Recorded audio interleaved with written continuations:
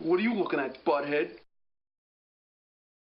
So this is one of those movies that I'm surprised it took me so long to see it. This is Barton Fink from 1991. It's written and directed by the Coen brothers, Joel and Ethan. And this has a really pretty interesting story to it, backstory and everything like that. This was, let me see real quick, I think this was their third or fourth feature film when they were making um, So when they're making Miller's Crossing, they've kind of gotten a rut in the writing, and they actually just took a little time off and wrote this whole movie, the whole screenplay for Barton Fink, while they're trying to get through writing Miller's Crossing. So that was really interesting. This is their fourth movie. They'd already done Blood Simple, Raising Arizona, and then while they were doing Miller's Crossing, they wrote this. And you kind of get that you kind of feel that in the movie because Miller Crossing is a period piece, like in the early 30s, and this is a period piece as well, set in 1941.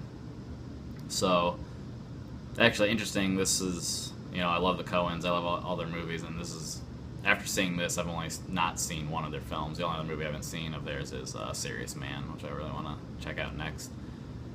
So, this story focuses on Barton Fink is the main character. He's played by John Turturro. He's worked with the Coens. All of these actors have worked with the Coens quite a bit. So Barton Fink is a playwright in New York. He writes a play on Broadway, and he gets really popular. And everybody is interested in him. He has like a good review. And so people start coming at him and saying you should go to Hollywood and write some screenplays. Get some money. You'll be well paid, and then you can come back and do your plays if you want to after doing some movie screenplays and stuff like that. So that's the premises, and happens at the very beginning. And then he goes to Hollywood, and he moves into a really crappy, dilapidated hotel. And his main thing is that he wants to kind of empathize or be on par with the common man. He always says he wants to be connected with the common man. He doesn't want to act like he's above anybody else or something like that. High society. That's his whole thing. That's kind of what his first play was about as well. And while he's there, he meets his neighbor, is Charlie Meadows. He's played by John Goodman. He's a insurance salesman, door to door, and he's really interesting. And so, pretty much, Barton is in his hotel room. It seems like very desolate and vacant, nobody there. And he gets this really bad writer's block. And he just can't write this screenplay. He's supposed to be writing a screenplay for a wrestling movie. He just can't write anything. He just sits there and stares at his typewriter and can't get past a couple lines. And so he gets some advice from his the producer. I think it's the producer of the movie. Tells him to talk to another author that works as a playwright. And then he does. He runs into, in the bathroom, he runs into another author that he really admires, W.P. Mayhew, and he's played by John Mahoney. Probably recognize him the most from Frasier. He's the dad from Frasier. He's also in Say Anything, which I just reviewed a little bit ago. But anyway, so he meets him, wants to get some advice, some pointers.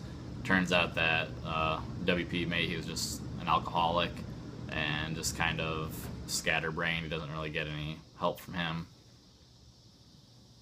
And the movie kind of progresses a bit slowly at first, and then things start to ramp up quite a bit. It takes a very surreal turn after a while. And I don't know if I don't want to explain too much because it's such a good movie, and there's so much going on. So he's talking to Mayhew, and he has like a mistress. I guess you'd call it, yeah. Her name's Audrey, and he ends up calling Audrey and wants her help so that she can help him finish the screenplay. And when she comes over, he wakes up the next morning and something horrible's happened.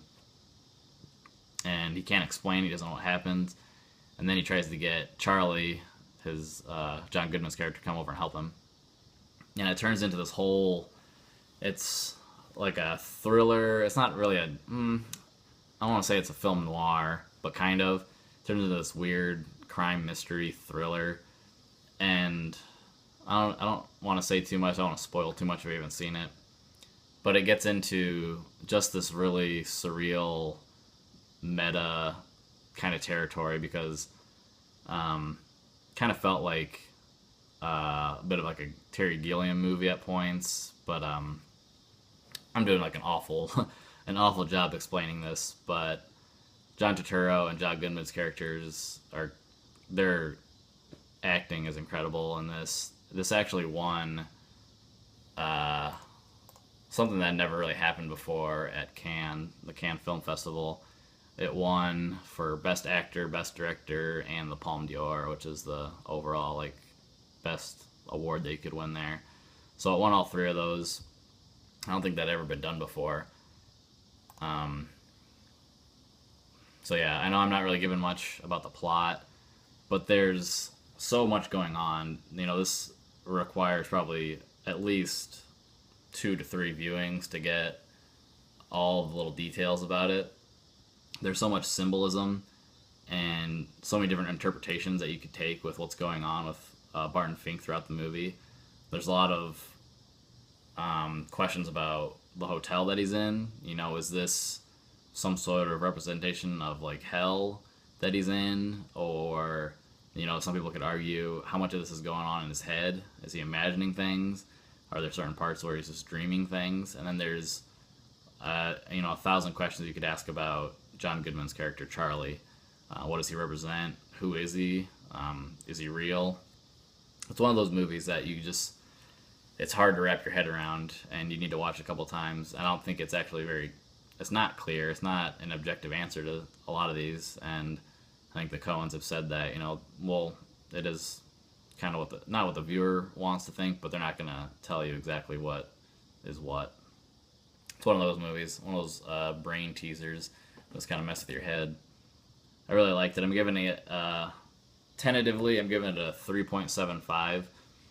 I could definitely see this going up after going back and watching it a couple times because there's a lot going on.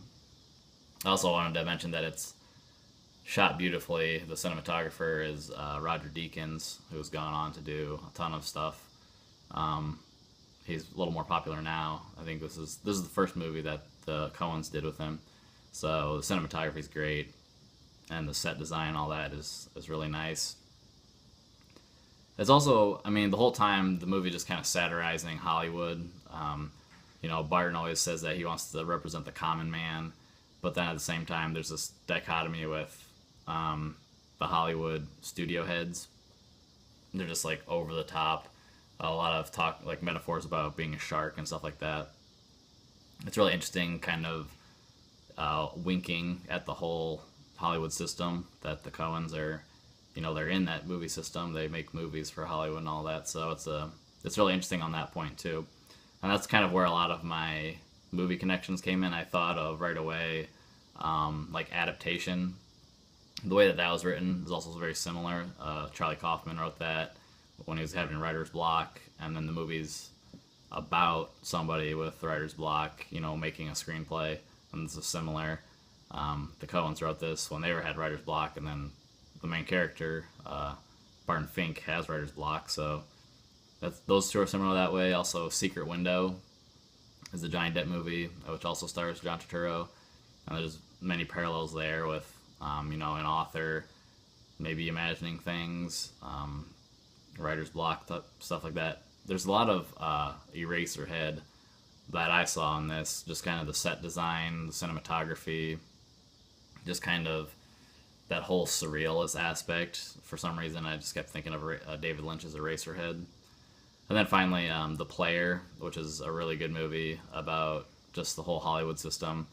And again, that's more about somebody kind of stealing a screenplay, but that's another movie that's really interesting to watch if you're interested about the way Hollywood works, kind of behind the scenes from a producer's point of view or something like that, somebody higher up in the biz.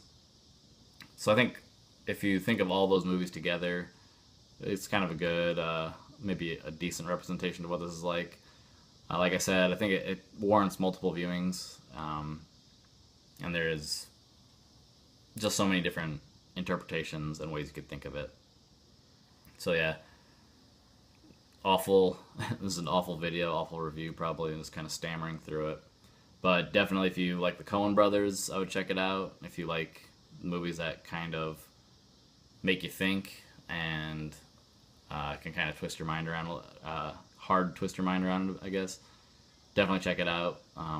Definitely worth a watch. I mean, it was nominated for 3 Oscars. It won all 3 of those awards at Cannes that I'd mentioned, Palme d'Or, Best Director and Best Actor. So definitely should be watched. So I think I'll stop this horrible video now.